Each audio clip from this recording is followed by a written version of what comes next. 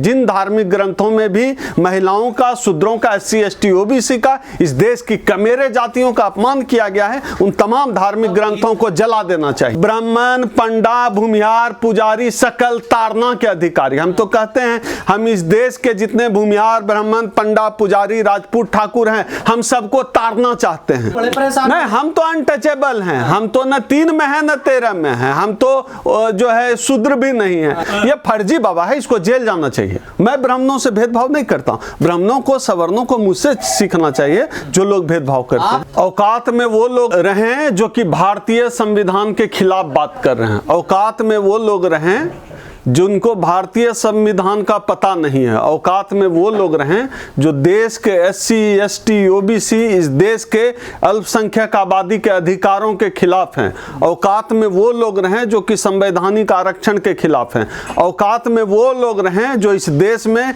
हिंदू मुस्लिम की राजनीति करते हैं। औकात में वो लोग रहें जो किसी दलित बच्चे के मटका छू देने से उसकी पीट कर हत्या कर देते हैं। औकात में वो लोग रहें कि दलित घोड़ी चढ़ जाए उसको पीटते हैं। औकात में वो लोग रहें कि दलितों के मूंछ रखने से जिनको दिक्कत है, तो औकात में उन लोगों को रहना चाहिए। चमत्कारी बाबा कह रहे हैं इस बात को, धीरेन्द्र शास्त्री। नहीं, उनके चमत्कार की तो रोज ही पोल पट्टी खोलने, एक लड़की है सुहानी सा, रोज ही बता रही है, रोज ही पोल पट्टी खुल रही है। उनके चमत्कार की क्या औकात है? और चमत्कार से देश चलता है क्या? यह देश की मीडिया जो है अभी चमत्कार से जो है देश चलाना चाह रही है, तो चमत्कार से देश नहीं चलता है। चमत्कारी बाबा कह रहे हैं तुम मेरा साथ दो, मैं तुम्हें हिंदू राष्ट्र दूंगा। नहीं, हिंदू राष्ट्र की सबसे पहले जो चमत्कारी बाबा है बागेश्वर धाम, उसको जेल भेजा जाना चाहिए। कोई भी व्यक्ति भारतीय गणराज्य में असंवैधानिक बात कैसे कर सकता है? हिंदू राष्ट्र, अब वो कहे हिंदू राष्ट्र, कोई मुसलमान कह दे हम मुस्लिम राष्ट्र बनाना चाहते हैं, कोई कहे ईसाई राष्ट्र बनाना चाहते हैं। इस तरह की बात करने वाला हर व्यक्ति को जितनी जल्दी हो, ऐसा व्यक्ति मानसिक रूप से विक्षिप्त है, ऐसा व्यक्ति अपराधी है, ऐसा व्यक्ति पागल है, ऐसे व्यक्ति को जेल में डाल देना चाहिए, क्योंकि यह बात भारतीय संविधान के खिलाफ है। भारतीय संविधान में कहीं भी हिंदू राष्ट्र की कोई अवधारणा नहीं है। हिंदू राष्ट्र की बात करना, इस्लामिक राष्ट्र की बात करना राष्ट्र के खिलाफ है, देश के खिलाफ गद्दारी है। ऐसे लोगों को जितनी जल्दी हो सरकार जेल में डाले। सनातन धर्म की बात करना तो अपराध नहीं है ना? सनातन धर्म की बात करना अपराध नहीं है। आप किसी भी धर्म की बात करो, लेकिन संवैधानिक मर्यादे में रहो। आप सनातन धर्म की बात कर सकते हैं, आप बौद्ध धर्म की बात कर सकते हैं, आप इस्लाम धर्म की बात कर सकते हैं, जैन धर्म की बात कर सकते हैं। जिस धर्म का बात करना है करिए, लेकिन आप उस धर्म के राष्ट्र बनाने की बात नहीं कर सकते। यह संविधान के खिलाफ है। ये तो योगी जी कह रहे हैं ना, राष्ट्र। योगी को जेल में होना चाहिए। अगर योगी कह रहे हैं तो योगी जी को जेल में होना चाहिए। अगर वो भारतीय संविधान के खिलाफ जो कोई बात करे, वो आदमी भारतीय संविधान के दायरे से बाहर नहीं है। उन्होंने भारतीय संविधान की शपथ लेकर मुख्यमंत्री पद की शपथ ली है। तो अगर वो भारतीय संविधान को नहीं मानते हैं, उनको पद छोड़ देना चाहिए। पहले जो बाबागिरी करते थे वही बाबागिरी योगी को करना चाहिए। वो मुख्यमंत्री के लायक नहीं है अगर वो भारतीय संविधान की कदर नहीं कर सकते। नहीं, आप तो हिंदुओं के खिलाफ बोलते हैं, हिंदू ग्रंथों के खिलाफ बोलते हैं। जो लोग गजवाए हिंद बनाना चाहते हैं उसके खिलाफ आप नहीं, हमने अभी तुरंत कहा कि जो लोग इस्लामिक राष्ट्र चाहते हैं, हिंदू राष्ट्र चाहते हैं, सबकी बात आ गई। जो ईसाई राष्ट्र चाहते हैं, खालिस्तानी राष्ट्र चाहते हैं, हम तो सबके, जो संविधान के खिलाफ है हम उनके खिलाफ हैं। चाहे जो कोई भी भारतीय संविधान के खिलाफ होगा, राष्ट्र के खिलाफ होगा, हम उनके खिलाफ हैं। हम सच्चे राष्ट्रवादी हैं। हम राष्ट्र के संविधान की रक्षा करना चाहते हैं। हम राष्ट्र के लोकतंत्र की रक्षा करना चाहते हैं। राष्ट्र का जो लोक तत्व है, इस देश की जो जनता है, उसके अधिकार हैं, उसके हक हैं, हम उनकी बात करते हैं, हम उसकी रक्षा करना चाहते हैं। आप लोग धर्मशास्त्रों को बैन कर देना चाहिए, इनका बहिष्कार। नहीं, हम तो मैं कह रहा हूं समीक्षा करनी चाहिए धर्मशास्त्रों की। जितने हिंदू धर्म के, चाहे मुस्लिम धर्म के जितने भी धर्म शास्त्र हैं, उनकी व्याख्या होनी चाहिए।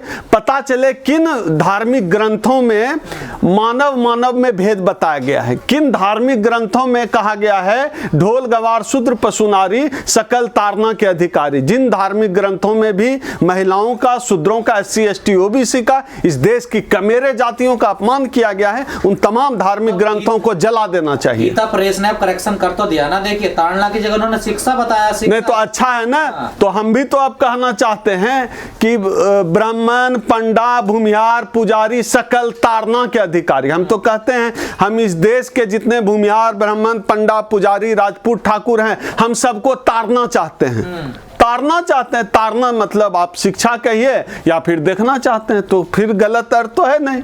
हम इस देश के जो ब्राह्मण हैं उसको ताड़ना चाहते हैं, जो वैश्य हैं, क्षत्रिय हैं, हम भी उनको, मनुवादियों को ताड़ना चाहते हैं, मतलब शिक्षा देना चाहते हैं, थोड़े शिक्षित हो जाएं, लिटरेट हो जाएं। तो हम इस देश के ब्राह्मण, बनिया, पंडे, पुजारी सकल ताड़ना के अधिकारी।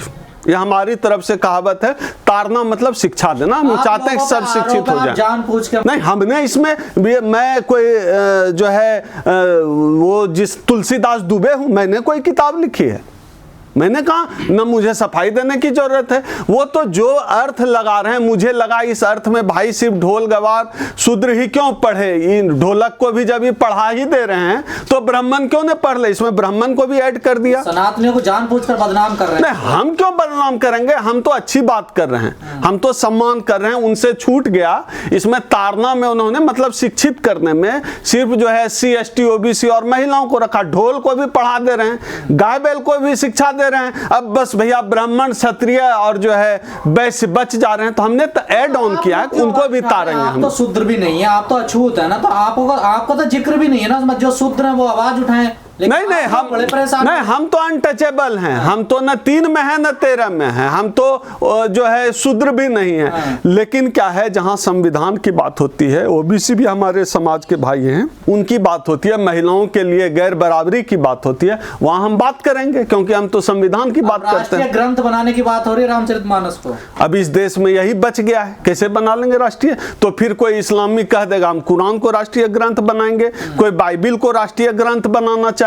तो तय कर ले इस देश के लोग कि देश संविधान से चलेगा या इन धार्मिक ग्रंथों से चलेगा। हम अब तक कितना विश्व गुरु बना पाए देश को? इस देश में एक सुई और बटन नहीं बना है। अगर चमत्कारी बाबा में इतनी ही ताकत है, जोशीमठ में जो दरार पड़ रही है उसको भर दें अपने जादू से, चमत्कार से, मंत्र से।